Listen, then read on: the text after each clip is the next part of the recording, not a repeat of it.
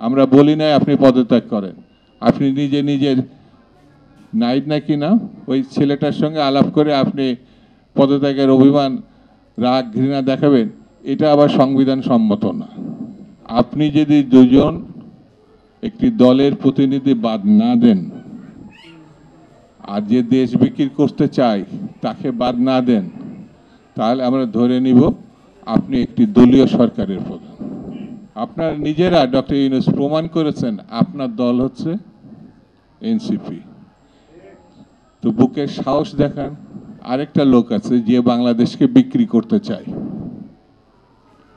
করিডোরের নামে যুদ্ধ বাঁধাতে চায়, বন্দর উন্নয়নের নামে বিক্রি করতে চায়। যে লোকটা পরকীয়ার জন্যে পত্রিকায় দেখলাম, পরকীয়ার নামে স্বামী কর্তৃক স্ত্রী খুন করেছে, ওই স্বামী আত্মহত্যা করেছে। তার কারণ ছিল এই উপদেষ্টা খলিলুর রহমান, সে বিদেশে পালাইছে 30 বছর আগে। তাকে লতিফুর রহমানের ভাইরা, সাবেক প্রধান উপদেষ্টা লতিফুর রহমান তার ভাইরা, তাকে এনে আপনি দেশ বিক্রির আয়োজন করবেন, তাকেও পদত্যাগের বা বহিষ্কার করার কথা বলা হয়েছে। মিনিমাম তাহলে একটা স্বচ্ছতা আসবে। আর যদি এটা না করা যায় তাহলে এই সরকারের স্বচ্ছতা নিয়ে তো প্রশ্ন।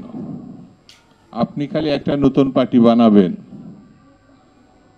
এবং সে তাকে ডেকে এনে আপনার মুখপত্র বানাবেন, তার সঙ্গে ডেকে এনে আলোচনা করবেন, তার জন্য আবার দাওয়াত টাওয়াত কিছু লাগে না।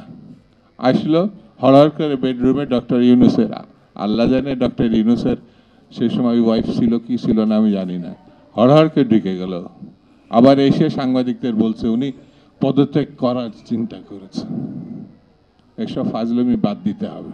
আপনার নিজেরা ডক্টর ইউনূস প্রমাণ করেছেন আপনার দল হচ্ছে এনসিপি। তো বুকের সাহস দেখান। আপনি নাকি সারা বিশ্বে পদক পাইছেন, আরও কি কি পাইছেন, কিন্তু অং সান সুকির মতো আপনি ডেমোক্রেসির জন্য নোবেল পান নাই। আপনি গ্রামীণ ব্যাংকের জন্য নোবেল পাইছেন আর আপনি নিজে পাইছেন। সেই জন্য গণতন্ত্র আপনি বোঝেন না, এটা আমরা বুঝি, কিন্তু এর কোনো বিকল্প নাই, কোনো বিকল্প নাই। আমি বেশি বক্তৃতা করব না, শুধু এই কথাটুকু বলে আমি শেষ করি। আপনি যদি দুজন একটি দলের প্রতিনিধি বাদ না দেন আর যে দেশ বিক্রি করতে চায় তাকে বাদ না দেন, তাহলে আমরা ধরে নিব আপনি একটি দলীয় সরকারের প্রধান।